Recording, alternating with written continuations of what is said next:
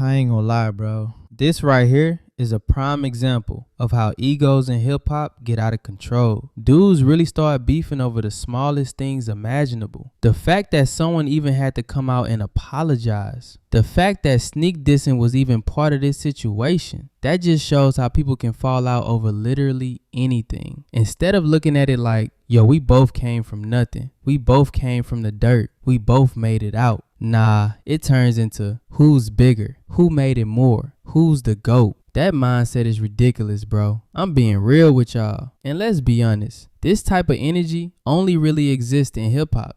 What's good, YouTube? Charles Smith here, back with another video. Tonight, we got a wild situation to talk about. Tonight's classroom, we got two heavy names on the board. Two artists connected to Atlanta. Two major voices in the culture. And it looks like subtle shots were being thrown back and forth. Subliminals, tweets, side comments. All because a conversation popped up about who's the biggest out of Atlanta. Who's really the GOAT? And honestly, it almost turned into something completely pointless. We're going to break it down. We're going to talk about how it started and why this whole thing didn't even need to happen. Now, real quick, if you rock with the content, hit that like button, subscribe, turn on notifications. That way you don't miss anything when these situations pop off. All right, let's get into it. The GOAT from Atlanta.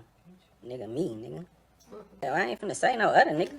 Besides you, who the other GOAT? Nudie. Who the GOAT outside of your crew? The GOAT outside of my crew. I can't just say nobody the GOAT, bruh. Atlanta is a collective. Every nigga before you helped you. So you can't just, I say Atlanta is the GOAT. We the GOAT.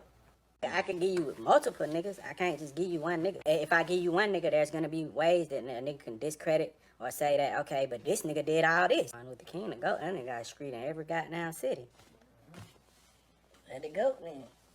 Now, of course, when the conversation came up, people started mentioning Outkast, which is real. They mentioned legends. They mentioned different names. 21 Savage mentioned himself, mentioned Nudie, and a few other artists. And that makes sense. He's a rapper. He's from Atlanta. He feels like he represents the city. He feels like he's one of the biggest to come out of there. And I'm not gonna lie, he does have multiple billion stream songs. He has charting records. He's definitely a big artist to come out of Atlanta. But a lot of people were saying Future. And we all know Future has been around forever. I was literally in 5th grade when Future was already popping. I'm grown now, so when people say Future, that's their opinion. And honestly, that could be facts. After the interview dropped, people felt like Future was dissing. Future tweeted, "The biggest in this is right." Then 21 followed up with, "The realest in it." Then another tweet saying, "The biggest change all the time." And that's when people started saying they were throwing shots at each other, sneak dissing. Me personally, I didn't look at it like that because at the end of the day, if I'm either one of them, I'm rich. I wouldn't care about being the biggest rapper. I wouldn't even care about rapping at that point. My whole mindset would be change my family's life, change what's going on around me. Because eventually, no matter who's the biggest, somebody else is gonna be bigger later on. So it really don't even matter. As y'all saw, people picked it up fast. Blogs ran with it. Social media ran with it. Everybody said they were beefing. Then 21 went on to apologize. He said he should have called first. To me, it wasn't even that deep.